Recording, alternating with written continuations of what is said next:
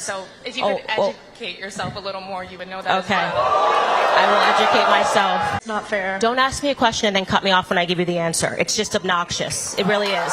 All right, y'all. Good morning, afternoon, or evening, whenever you're tuning in. I'm grateful to have you here. And we got Candace Owens back in the building, taking on some very rude and confused young students over at Georgia Tech. So brace yourselves. This is a doozy. This is being put on by Charlie Kirk and Turning Point USA. This is a conference called the Live Free Tour. I put two clips together that I'll give my perspective on each afterwards. So let's get it popping. Hi, I'm wondering, there are dozens of words for two-spirited people, people that would now be considered LGBTQ or trans people in the native languages. So I'd like to know how, as these people have existed for thousands of years before you were alive or anyone else in this room was alive, and before anyone even colonized America, if trans people were around then, I'm just wondering why you think it is that trans people are only here now because the media is telling people these things.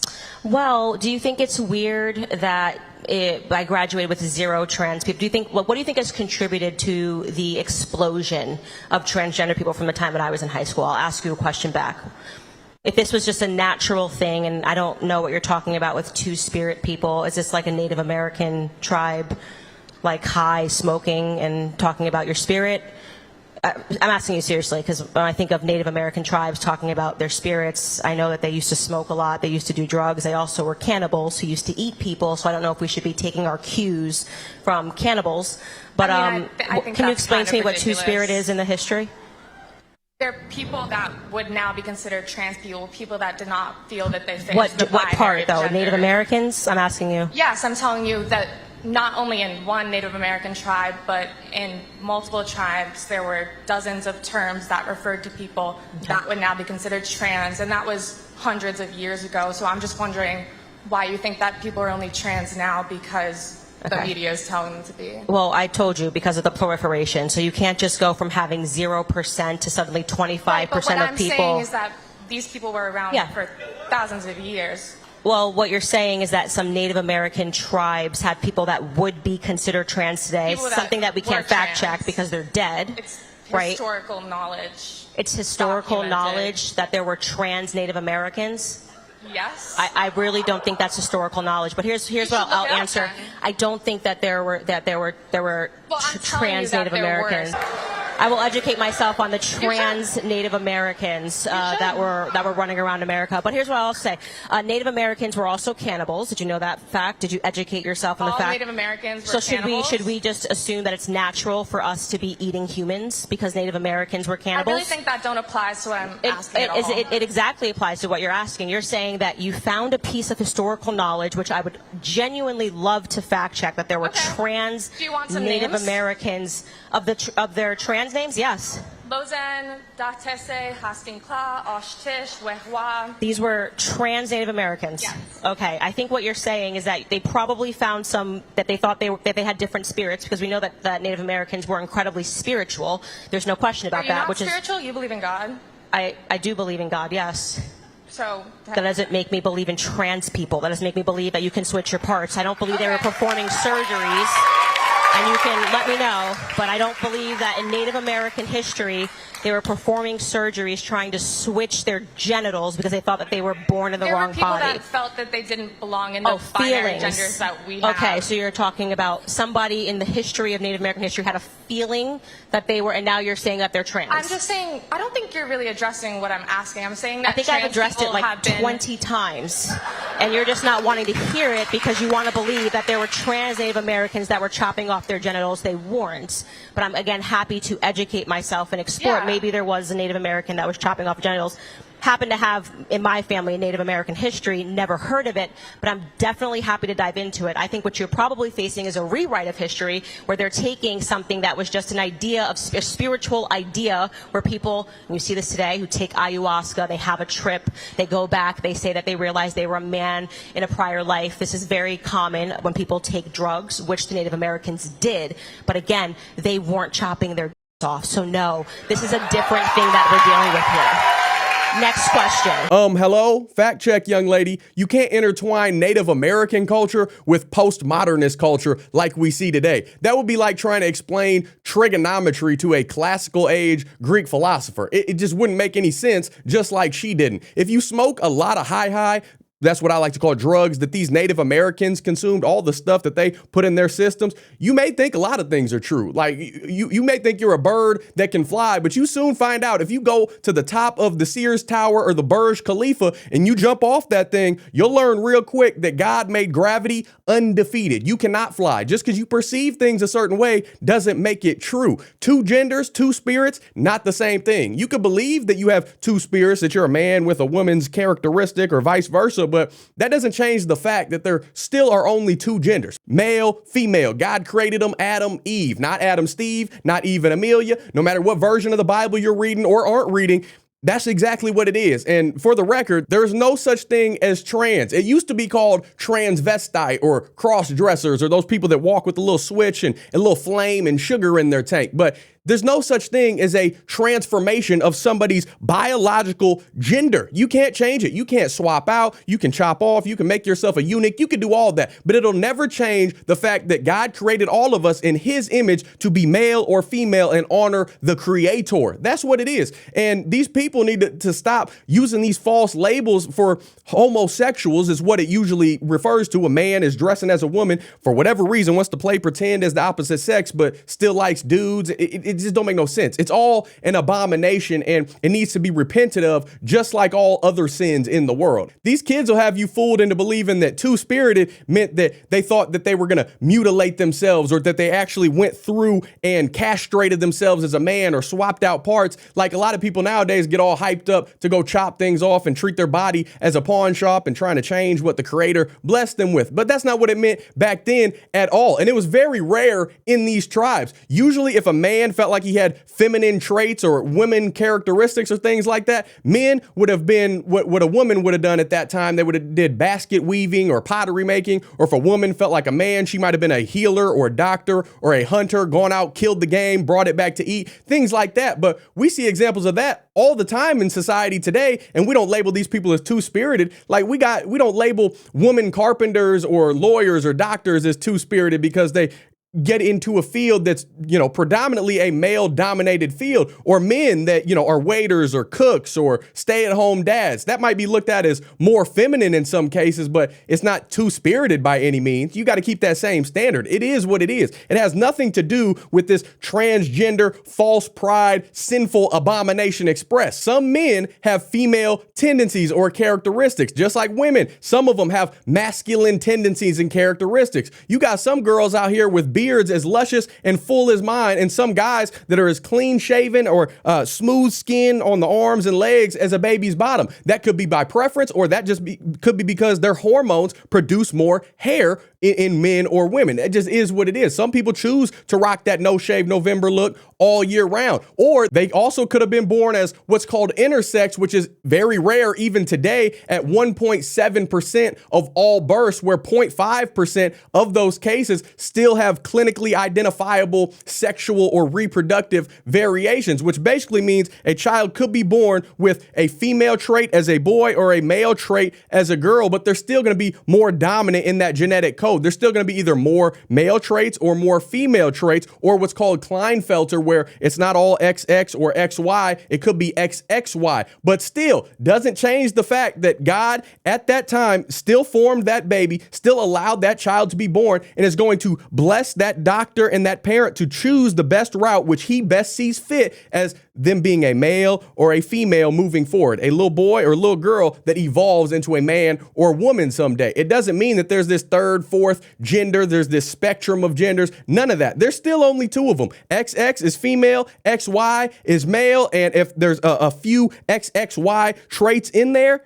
there's still going to be more one or the other. That's just how it is. So you don't got to complicate things and, try to make it something that it's not. God still loves these babies no matter how they came out the womb, defected, whatever. I don't even like the word defected because all life is a blessing starting at conception that should be carried through from the womb to the tomb. It should be valued. It should be sustainable, and we should take care and cherish those lives. God loves us all the same, male and female. It's human beings that complicate things and run away from God's greatness. God is good all the time. It's humans that are fallen nature since the Garden of Eden. So even when we don't understand why certain things happen, why things are the way they are, that doesn't change what the reality is. We're not God. Our thoughts are not his thoughts. His thoughts are not our thoughts. Stop thinking that you're God and that you got to have an explanation for everything and that you got to make up this false label just because it's not clear, cut, and dry. It is what it is when it comes to male and female. Back to Genesis. Deal with it. Now watch how this next girl thinks she's slick and tries to trap Candace Owens with smug sarcasm and this cattywampus logic that makes no sense to me and ultimately only makes her look like a fool. Hello. So my question is also about trans people because it's specifically about trans people competing in sports because I think everyone here can agree we need to protect women's sports. So recently in Texas, there was a boy who won the girls wrestling state championship. Do you think that he should have been allowed to compete in that division? I think that a man taking down a woman on a map should warrant a call to the police. Wonderful. And should not, of course, be considered a sport.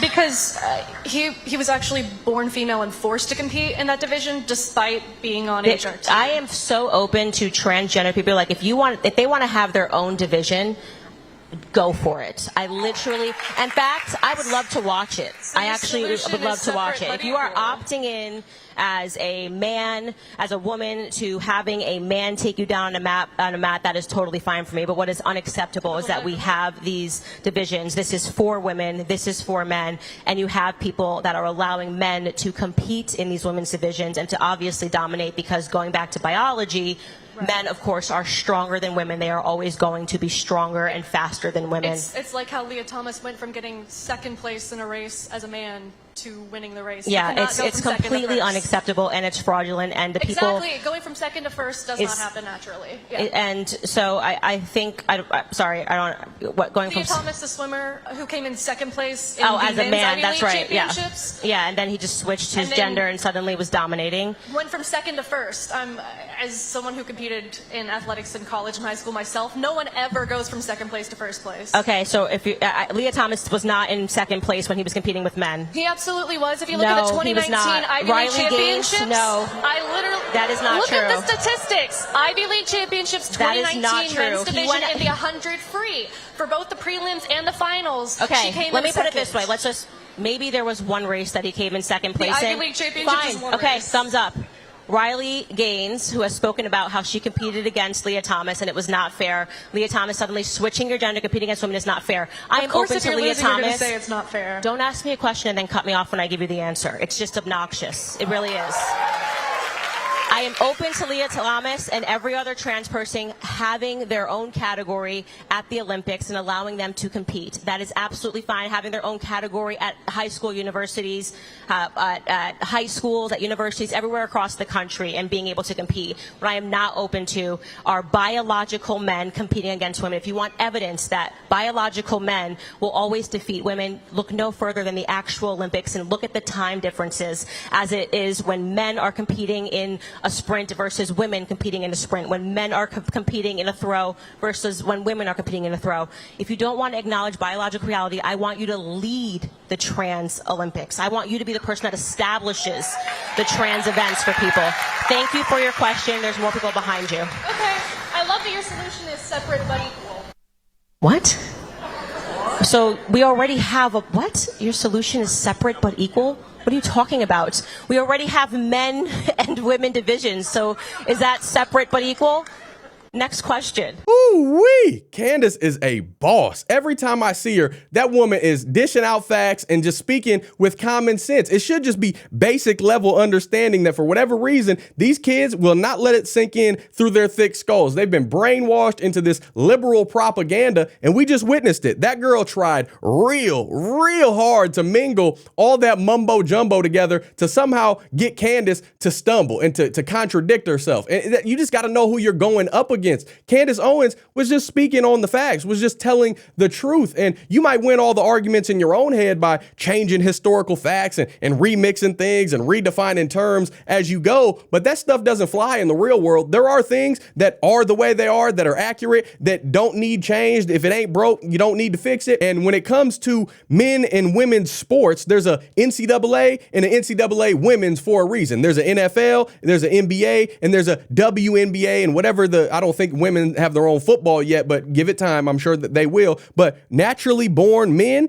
versus naturally born women, it's a safety hazard. The physicality, the sheer mental fortitude and dominance that men possess, we're built different. It is to keep a level playing field. As for the progressive aspect of sports, we see teams and athletes go from second to first from time to time. That's not extremely rare, but what you don't see is the all-out training and dedication and film study that goes on behind the scenes for months and even years to make that possible. But when it comes to William Thomas, who now goes by Leah Thomas, I'm still going to call you Will. You are what you are, brother. That's your government name. I'm not going along with your facade. But he went from being 462nd on the men's side of swimming to tied for first on the women's side. Couldn't quite get it done even on the women's side, even though he had a complete advantage over Riley Gaines. But, come on now. Just be honest. He sucked going up against his rightful competition and couldn't get the job done. Didn't have enough gifts physically or didn't train hard enough, whatever it may be. There's a ton of different scenarios and things that play into that. But he took the cowardly route and took his lackluster talent to the easy competition. Instead of, working harder, sacrificing some blood, sweat, tears to maybe go from 462nd to 452nd, something like that. He sacrificed his entire manhood to be celebrated as a fake woman. That's about as goofy as if the #1 ranked back-to-back national champion Georgia Bulldogs college football team, men's, took on a 1A high school football team in Montana. For my non-football fans, 1A, very low population, very low resources, not top-of-the-line training facilities, not a lot of players, not a whole lot of selection opportunities to get the best talent, versus Southern football players that eat, poop, and bleed everything football, study from the time they wake up till they go to sleep, training in the weight room, hitting PRs left and right. Top tier, top of the country, upper echelon levels of talent at that Georgia Bulldogs football program. It's just ridiculous. No match, no competition. And obviously, William Thomas can't even beat Riley Gaines, who is a top tier swimmer, the best in college swimming, as far as I'm concerned. If you tied with a man, you're definitely the best. The person getting the media propaganda push should not be glorified over an actual woman. But, that's a whole different discussion. Either way, it all comes back to people needing to get back to living righteously and start living for God and honoring him, and stop thinking that their truth and that their way is going to somehow lead to the promised lands. It won't. It will not amount to anything positive. And if you don't wake up and start pursuing the narrow path to life, I'm not saying you, I'm talking about these people. If they don't start living in reality and pursuing life, which can only be found in Jesus Christ, then it's going to be a very, very sad ending for them here on earth and forever in damnation someday. I pray for all of them. I really do. And I love them. And that's why I point out all of these radical woke agendas and deceitful wolves in sheep's clothing, because